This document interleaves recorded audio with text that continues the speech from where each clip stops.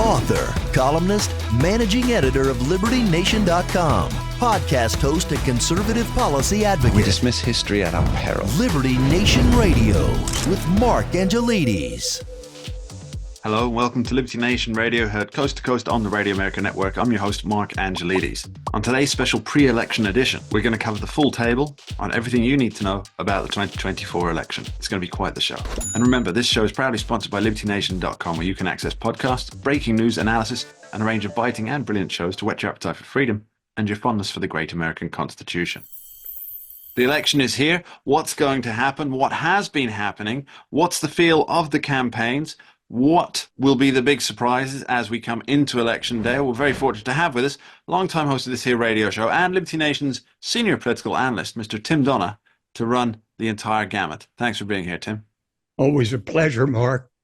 So, Tim, let's start with the basics. The campaigns are pretty much over now at time of recording. They've delivered their final pitches to the voters. What's been your feel of the campaigns? Have these differed to historical campaigns, even campaigns by Trump himself in the past? What's the general, what's the word here, the aura of the campaigns?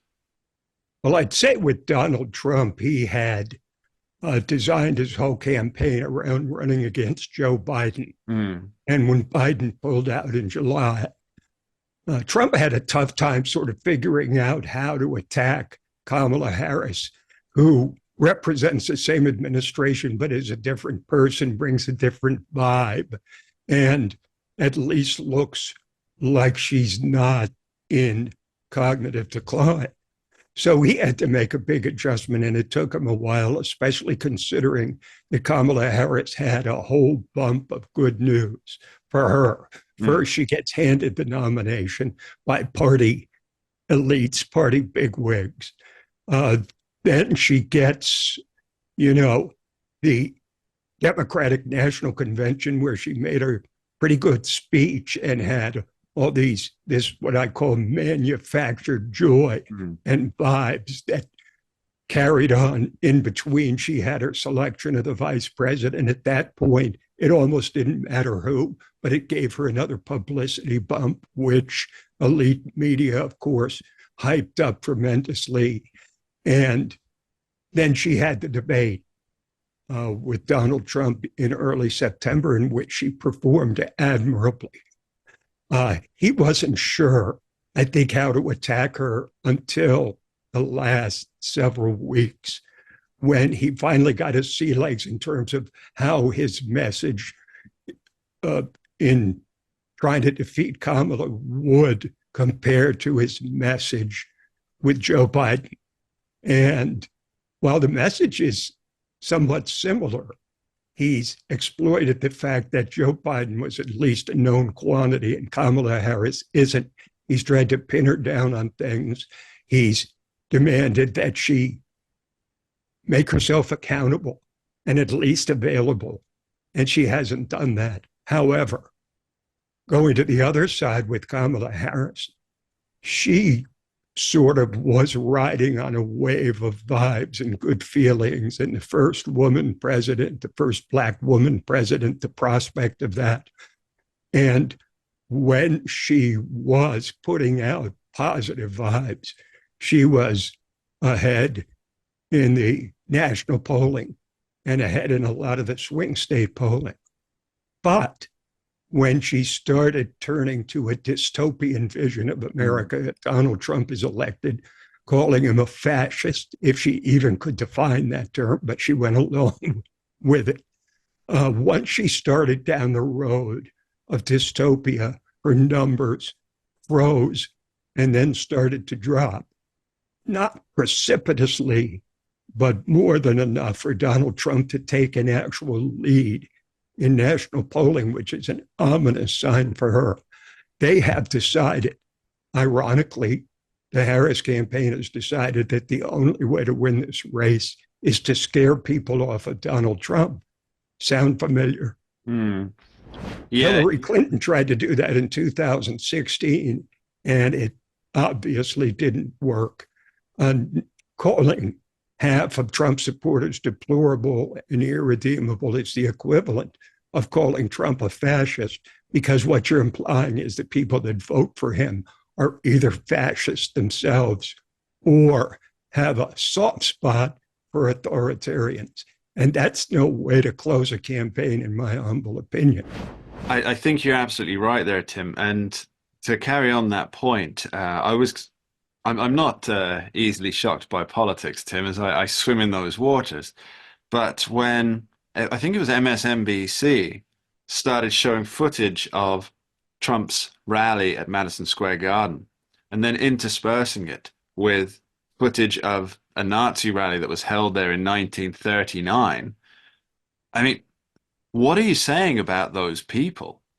If you know they're in the audience, is there any way that anybody who's there is now going to think, well, I'll support the candidate that literally tied me into being a Nazi? I just don't see how you can really Well, look, walk that back. what it is an admission to the electorate that she's been unable, or at best unwilling, to define herself. Mm. She's been unable to project an image of what a Harris presidency would look like. She's been unable to provide people a vision of how she would be different than Joe Biden and how she would be the same. She said, I'm not a continuation of the Biden presidency. But when asked famously on The View, which could not be a more comfortable setting for her, what she might have done differently than Joe Biden, she said, nothing comes to mind.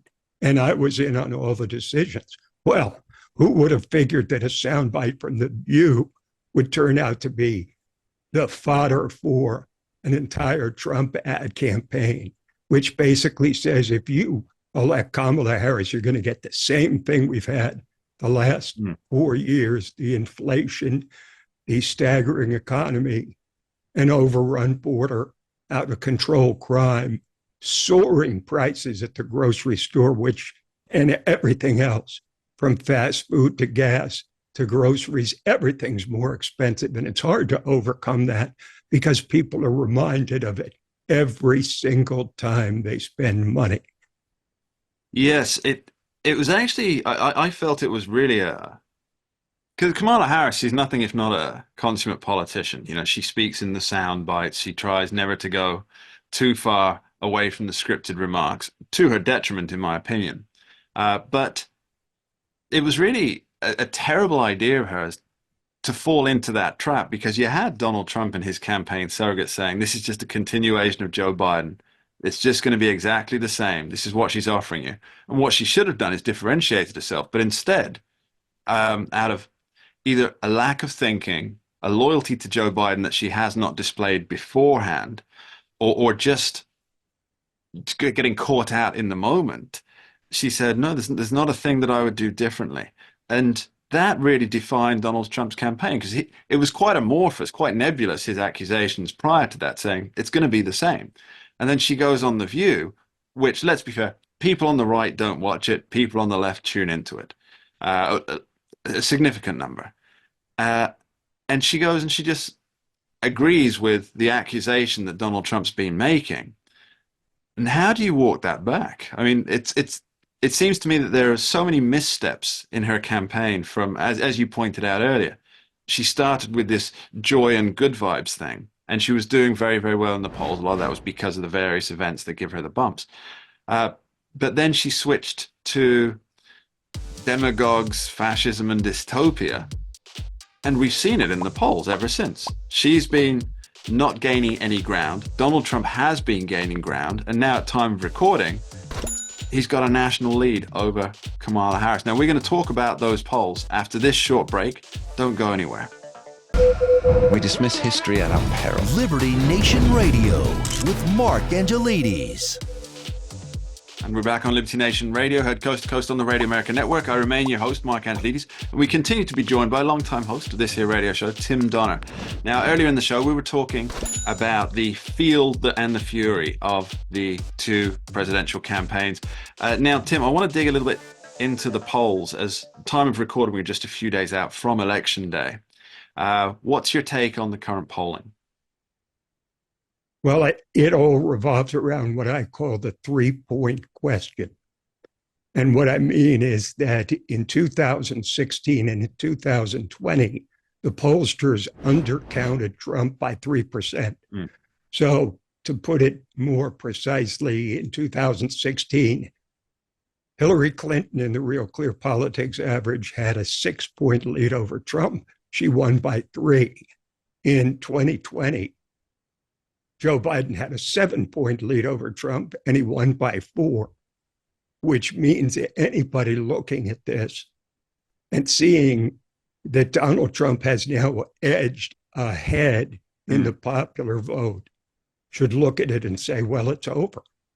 Now, it's possible that suddenly they've started to overcount Trump voters, that they've figured out a way to accurately get to those Trump voters who don't trust the pollsters, who don't trust the establishment, who don't want to talk to anybody that represents an institution that they consider part of the swamp, and even in many cases probably do head fakes just to confound the pollsters.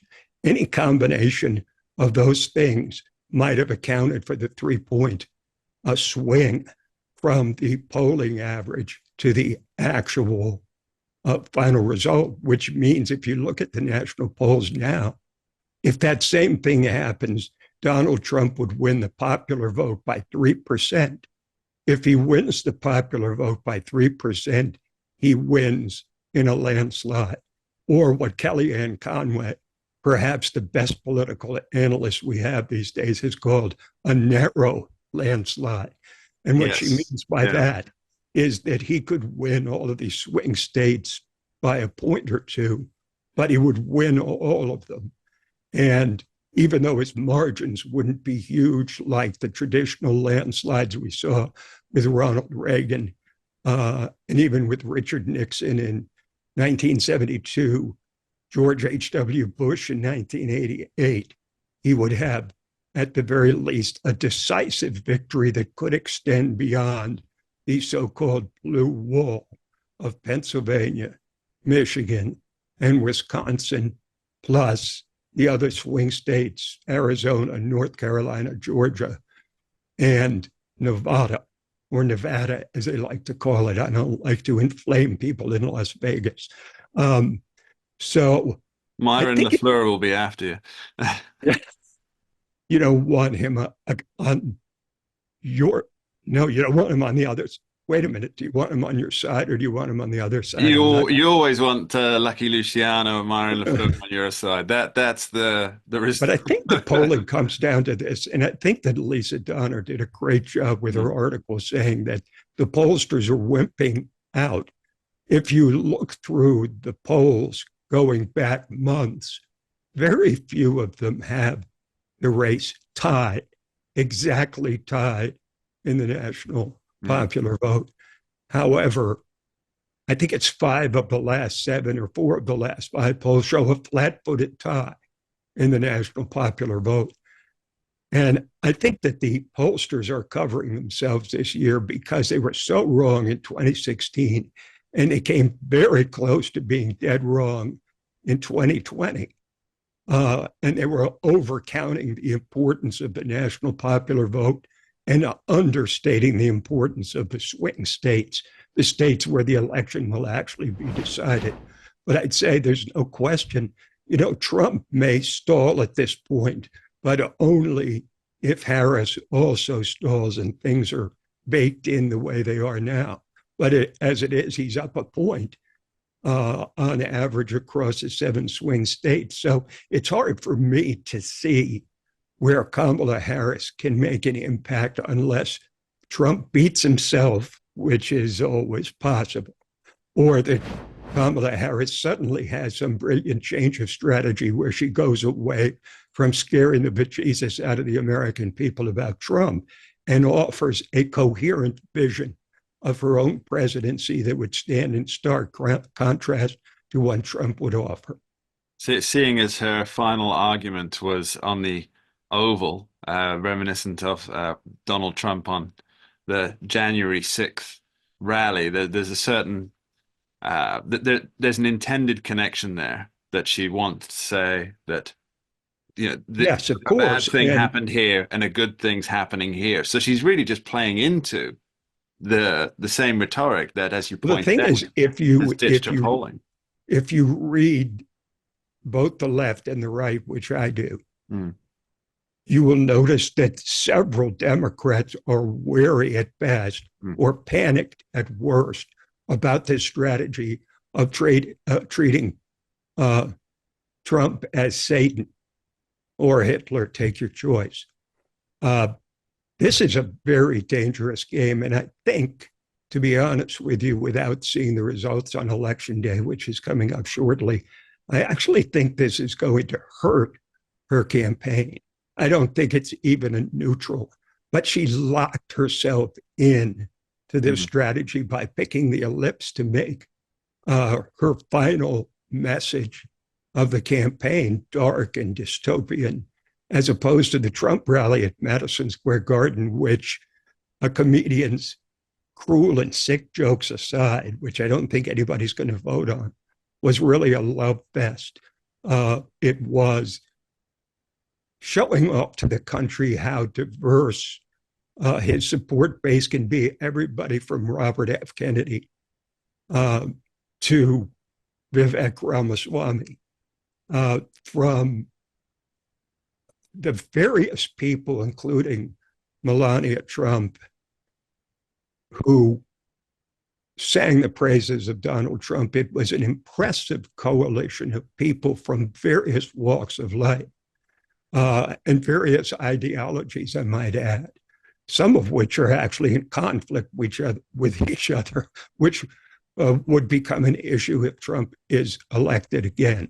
But the vibes around the campaign have kind of reversed.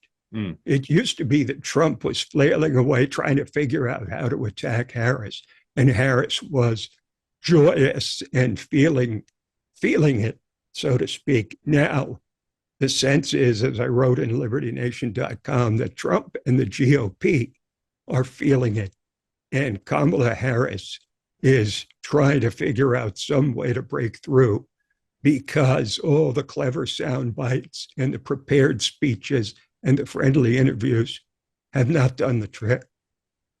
Yes, if I may expand on that, and I want to borrow some words from the wise sage Kamala Harris. It appears that Donald Trump has been unburdened by what has been, and is just having the time of his life. I mean, he's going out to McDonald's and serving fries. He's appearing on the Joe Rogan podcast, and he appears more relaxed and more energetic than quite literally think I've ever seen him. And yes, he's closer. He is much closer to the Ronald Reagan style happy warrior than he ever has been. And his question, I think, is the question that he led off his Madison Square Garden rally with is essentially the only question facing the voters in the end who go into the voting booth. Are you better off than you were 4 years ago? And not many people feel that way. We're going to continue this conversation after this short break. Don't go anywhere. We dismiss history at our peril. Liberty Nation Radio with Mark Angelides. And you're back on Liberty Nation Radio, heard coast to coast on the Radio America Network. I remain your host, Mark Angelides. Now, we're continuing our conversation with Liberty Nation's senior political analyst, also longtime host of this here radio show, Mr. Tim Donner. We've been talking polls, we've been talking the general feel of the campaigns. But now I want to get into my favorite bit, Tim, and that's historical counterpoints or historical elements that we can look to perhaps try and parse and figure out what's happening today. Now, we did discuss earlier Kellyanne Conway, a superb analyst in terms of these things, and what she's calling the narrow landslide, which, as we mentioned off camera, a lot of other pollsters and news people are calling a limited landslide because they don't want to give Kellyanne Conway credit where credit's due for terming this. But based on the polling, Tim, it does seem that if the election were held today, on the day of recording, and the polls were accurate, Trump would win with around 293 electoral college votes, 23 above the required 270. But I want to talk about what kind of pictures we've seen in the past. And the one that springs to my mind, see, I don't see, if Trump does win, and I'm not making any predictions here, but if he does win, I don't see anywhere near a Reagan style victory. But I can perhaps give credit to a George H.W. Bush landslide. What's your take? Well, George H.W. Bush probably gets overlooked in the landslide territory because he did win 406 electoral votes in his race against perhaps the most pathetic candidate of modern times, Michael Dukakis, who basically stuck a stake through his own heart when he put on an oversized helmet and drove around in a tank. Mm-hmm. And you knew at that moment that the election was over. That was a moment. And from there, it was clear that Dukakis was going to lose. Bush was going to win by default, largely because of Dukakis' weakness, but also because he effectively served the third term of Ronald Reagan's presidency. He didn't win on his own merit so much as the popularity of the man who had picked him to become vice president. I actually look at this a little bit more like 1980, not in the sense that Donald Trump's going to win 45 states or 44 states like Ronald Reagan did, but because of the late breaking vote. For all the talk of how everybody's chosen up sides and they've already made their decision on the 2024 election, estimates, reasoned estimates are that anywhere from 10 to 15% of the public is still not absolutely sure of how they're going to vote. They're either totally undecided or they're leaning one way or the other. But they haven't fully decided who they're going to vote for or whether they're even going to vote at all. And it was those late-breaking voters in 1980 that turned a tight race into a landslide. What happened was that the polls between Jimmy Carter and Ronald Reagan, and people under the age of 50, 55 won't remember this because it was 44 years ago, but that race was pretty much a dead heat through October, according to the polls. And in fairness to the polls and the pollsters, they could not pick up the wave towards Reagan at the last minute. When people decided, I just can't take 4 more years of Jimmy Carter. And people could say, well, Ronald Reagan was a happy warrior. He was one of the greatest politicians, if not presidents of all time. But let's recall that in 1980, there was no conservative talk radio. There was no Fox News. There were very few newspapers that were not run by a liberal elite or had endorsed Carter or refused to endorse Reagan at the very least. So he didn't have the kind of social media presence, for example, that Donald Trump has now to push back against the charges against him. And yet, in the end, Jimmy Carter, a person people liked, actually personally liked, but felt was a weak president. In the end, the question was, are you better off than you were 4 years ago? That was in the single debate between Reagan and Carter just days before that election. And it crystallized the voters, and that undecided swath of voters all went heavily towards the challenger. Now, history shows that in races that are close to the end, that generally, and this is not a blanket rule, but generally they break towards the challenger, not towards the incumbent. So I think the people that are still on the fence, and look, 10 to 15% could be 10 to 15 million voters. They're going to ask themselves, do I want 4 more years of this? Which it seems to me that could provide a big bump to Trump I don't see where it really opens the possibility of a stampede towards Kamala Harris. I think that the polling actually validates your point there, Tim. You talked about how it was very much a neck and neck race towards the end, and then there was the undecided vote that Mm-hmm. came out. Mm-hmm. Um, and it's been a Kamala Harris race since she got on the ballot. It was Kamala Harris's race to lose. Um, but now we're getting down to the last couple of days, and the polls are swinging towards Donald Trump. He's got a national lead. He's got a lead in all seven battlegrounds, depending on how you pass it.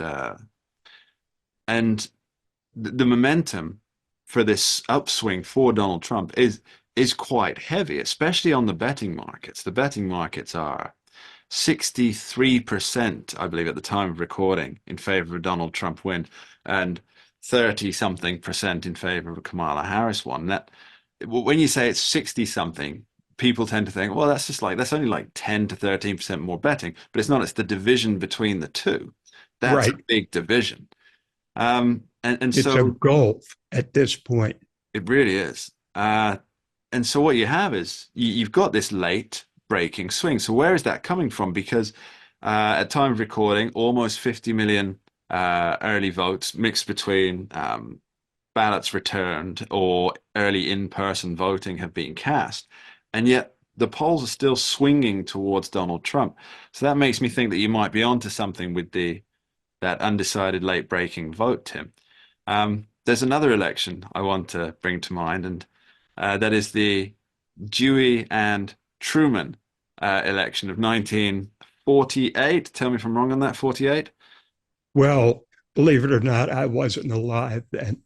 But the history But my, books my record soul it was as there. 1948, yes. Right. And I'll tell you what, in that race, Hmm.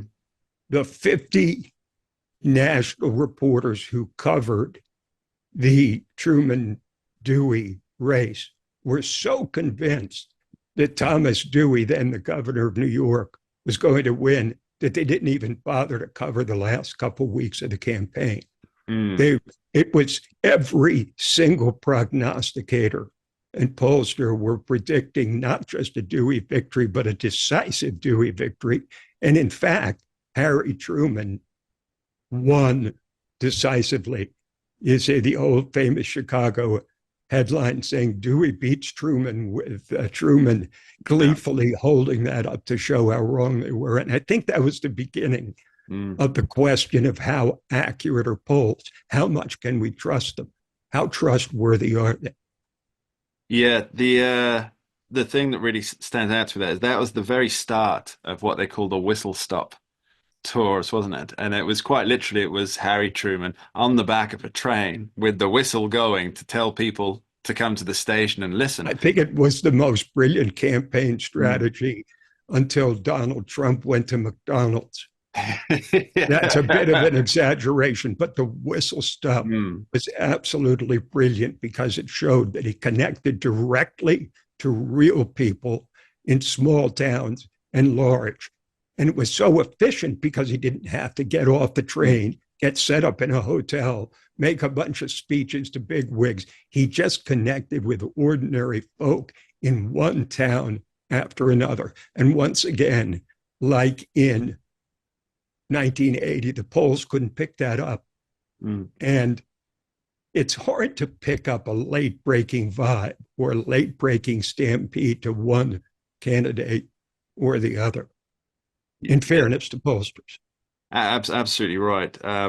Just one interesting fact there. I think it was Dewey's eldest son who accused Truman of blackguarding around the country, trying to rally people up, and they thought it was beyond. Sorry, it was below them to do such antics. And Well, then, the yeah, irony about that campaign, too, was that Thomas Dewey acted like the incumbent. He mm, just sat around, he didn't do much. He had sort of a presidential front porch campaign where he basically brought people in to meet with him and kiss the ring, while Truman, who was the actual incumbent, ground his way across the country like some sort of an upstart, even though he was a sitting president of the United States. So you had a real reversal of roles there. Yeah, the similarities to today are quite something. We're going to be back with Tim Donner to ask, what will the country look like after Election Day? Don't go anywhere. We dismiss history at our peril. Liberty Nation Radio with Mark Angelides. As we enter the final segment of this episode of Liberty Nation Radio, Election Edition, we continue to be joined by Liberty Nation's senior political editor and longtime host of this here radio show, Mr. Tim Donner. Tim, we've talked about the present, we've talked about the past. Now I want to talk about the future. Now, we're not going to make predictions because nobody wants that particular egg on their face come November 6th. But what do you think the country will look like in terms of the division that's been so prevalent after the election? Well, I think the numbers kind of tell the story. If Kamala Harris wins the election, we will have been ruled by progressive presidents for 16 of the last 20 years, with only the one Trump term breaking up that succession of progressive presidents. On the other hand, if Trump wins, and, him being an advocate of radical change, forceful radical change, break the furniture kind of change, break up the bureaucracy kind of change, then 8 of the last 12 under Trump, by the time we get to 2028, the country's going to look very different than it does now. But either way, people are saying it's the most important election of our lifetime. We hear that every 4 years. I wouldn't necessarily say it's the most important of our lifetime because I can't make such a profound judgment like that. But it would leave let's put it this way, to be locked into 4 more years of a progressive era would change the country, I think, in a way that we have never seen before. And likewise with Trump, but they're so opposite from one another. I think the outcomes, let's compare it, for example, to George W. Bush and Al Gore in 2000. Okay, Bush won an unspeakably small victory by 537 votes in one state, Florida. But if he hadn't won, I don't think you would have seen an Al Gore that would try to pack the Supreme Court, who would try to add states to the Union to guarantee permanent progressive or liberal majorities for as far as the eye can see. You wouldn't see him regulate the economy to a degree we've never seen before.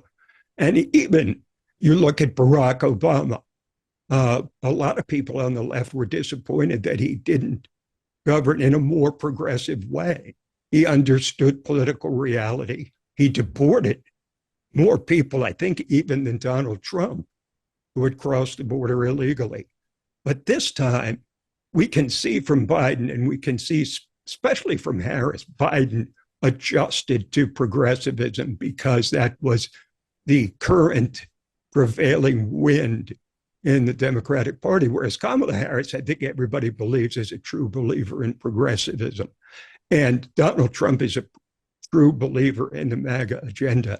And I can't imagine any two outcomes being any more opposite than they would be between a Kamala victory and a Trump victory. Now, at the same time, a lot of this depends, frankly, Mark, on what happens in Congress. And at this point, it looks like the Republicans could hardly lose the Senate because they're down 2 seats, but they're going to win West Virginia, and it appears very likely they're going to win Montana, which would give them 51. And they've got about 4 other senatorial races that are on a knife's edge. So it appears they'll get the Senate.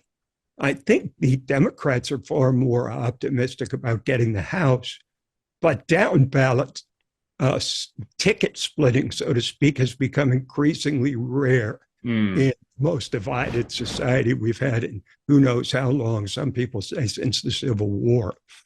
But at least since the 1960s. So people voting for Trump and the Democrat, or for Harris and the Republican for Congress or for Senate, appears less likely than almost any time in the past, which means I think it's fairly likely that if Trump wins the presidency and they win and the Republicans win the Senate, they are likely, more likely than not, to hold the House, where they have the slimmest of possible majorities. I believe it's 4 seats at this point, which makes it a virtual toss-up, and there's only about 30 battleground races for the House.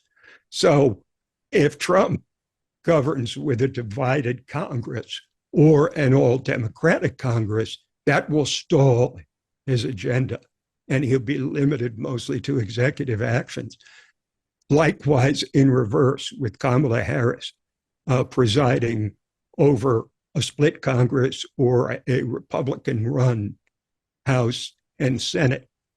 If Trump gets a clean sweep, the trifecta, as I call it, the White House, the Senate, and Congress, or Kamala Harris does, then you're going to see big sweeping changes from Trump. From Kamala Harris, you'll see her more double down on regulations, higher taxes, government mandates, and taxpayer-funded giveaways to limited groups whose support she really needs in this election. And she will immediately, of course, pivot to a try for re-election, which means she'll try to consolidate the voters who put her in office and satisfy their needs. So look, 16 out of 20 for progressives in terms of years, or 8 out of 12 for Trump. That tells you a lot right there. It does. I think something that's vastly overlooked is while obviously Kamala's been spending the vast majority of her time in the battleground states. Donald Trump has, and his surrogates have spent a lot of time there too, but he's also been out in California and New York. And people aren't really looking at what he's doing there is trying to secure a House majority. And now that seems to me quite a forward-looking position that he's taking. By the same forward-looking token, I hear reports that he's actually already started building his transition team, because normally that's paid for through the government after the election. But what he's doing is using money, his own money and money from private donors. He's actually putting together a transitional team now. And that seems to me somebody who's supremely confident about winning. Well, that's true. But it's also, you have to look at the fact that Donald Trump was the first president ever not to come out of the political class or the military. We've had 4 presidents who come out of the military, starting with George Washington and all the way through Dwight Eisenhower. Everyone else has come from the political class. When Donald Trump won in 2016, he had absolutely no foundation in Washington upon which to build his presidency. So he relied on the opinions of people who often had contempt for him or were very wary of him. This time he is, as the saying goes, he knows where the bodies are buried. So he's going to get a running start and probably have a much bigger rollout for his presidency than he did in 2017. We'll see what happens after Election Day. Good luck, everybody.